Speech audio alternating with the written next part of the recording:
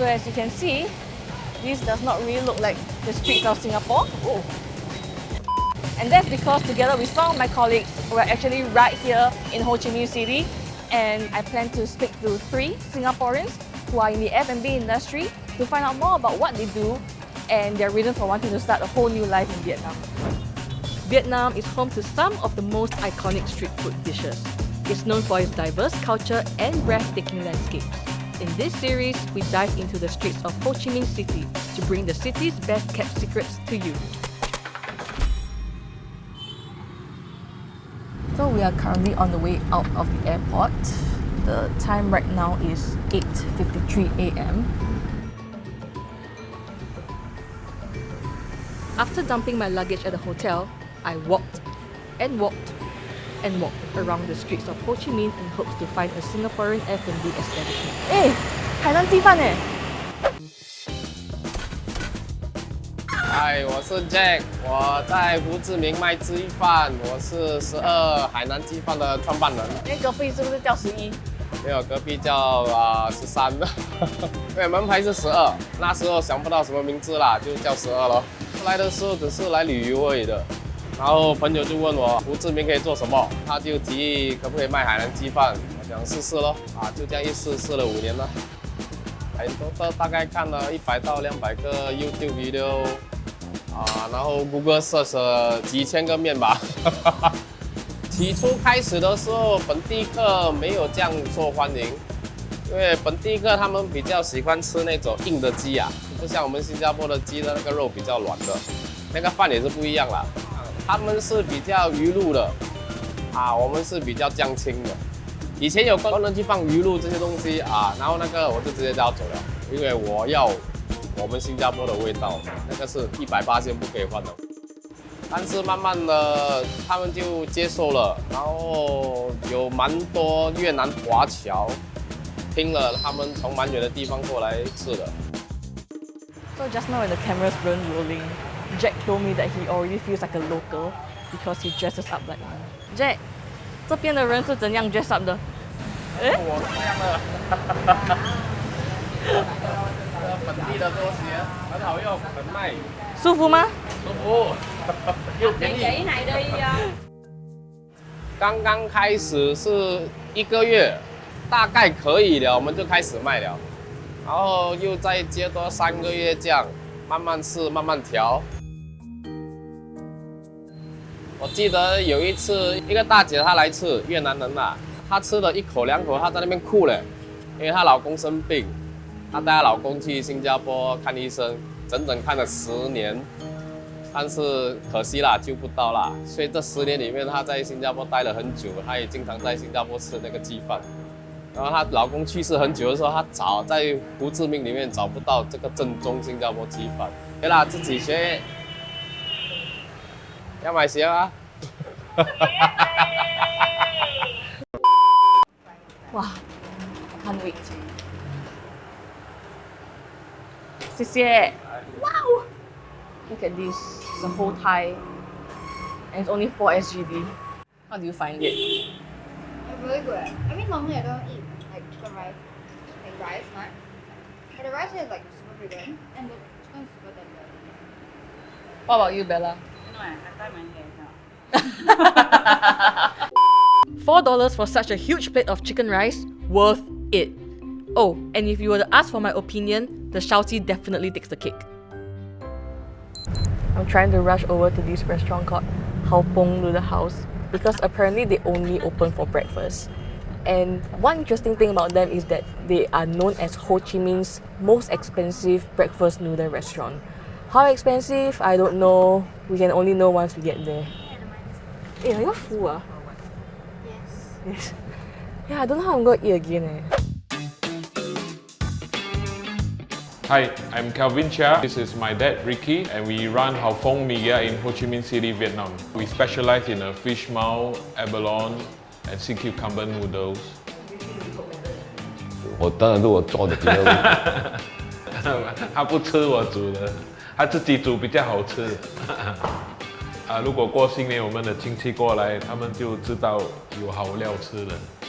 因为我以前是做在印尼做 export sardine， 他们小时候都吃这种啊，那他皮肤啊。Thank you. 10 years ago, I used to run 2 pool halls and 2 whiskey and jazz bar in Singapore. The first time I came Vietnam, I felt in love with the people and the pace of life. It's much relaxed here and not as stressful as in Singapore.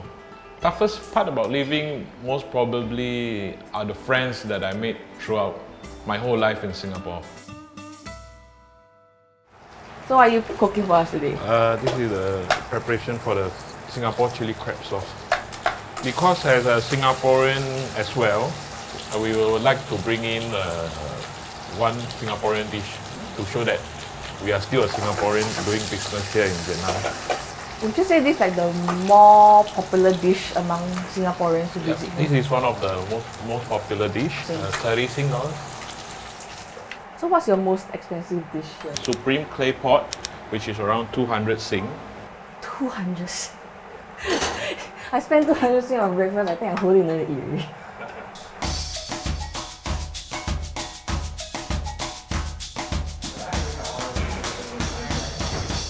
Nice.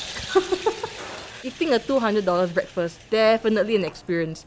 But I was too full to continue eating more. So the next Singaporean I'm meeting is not one who cooks, but one who reviews Vietnamese cuisine. That's me, and I have a whole day of activities planned for the OGS team.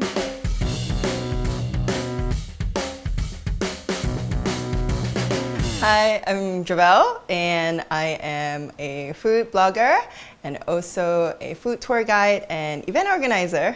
So I've been working in the F&B industry for 9 years as mostly doing F&B marketing and PR. When I first moved here 2.5 years ago, there was a lack of English media and English resources for the expats and the tourists, especially when it came to, food and beverage lah. And it was very, very, very difficult at the beginning.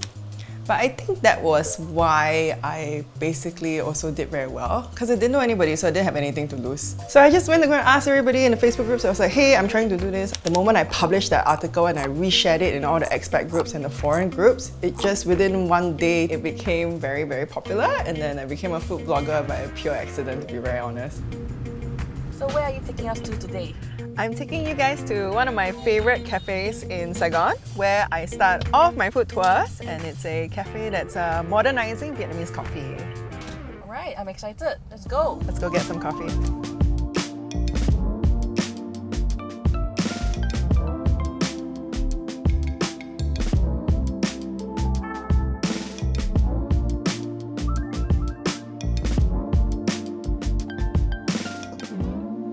After wrapping up our food tour, we're on to the next activity Joelle had planned for us. Besides writing food reviews and food guides, as well as conducting food tours, she also hosts supper clubs. So the place that we're going to, the Supper Club event venue, is in District 7, which is a neighborhood that is very, affectionately known as the Singapore of Saigon. And we're gonna go there and you're gonna see why. That's why. No lah.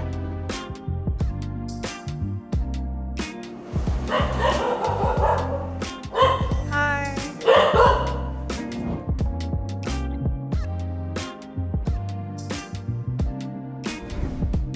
The food supper club events is another way for people, when they go there, they are able to experience a different side of Vietnam's food scene and get to interact with the chefs and also try out this different spirit and try out different ingredients.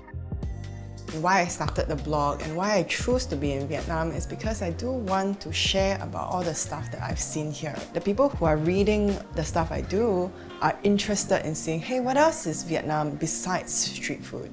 So when they come on tours with me, I tell them and introduce them to all these different things.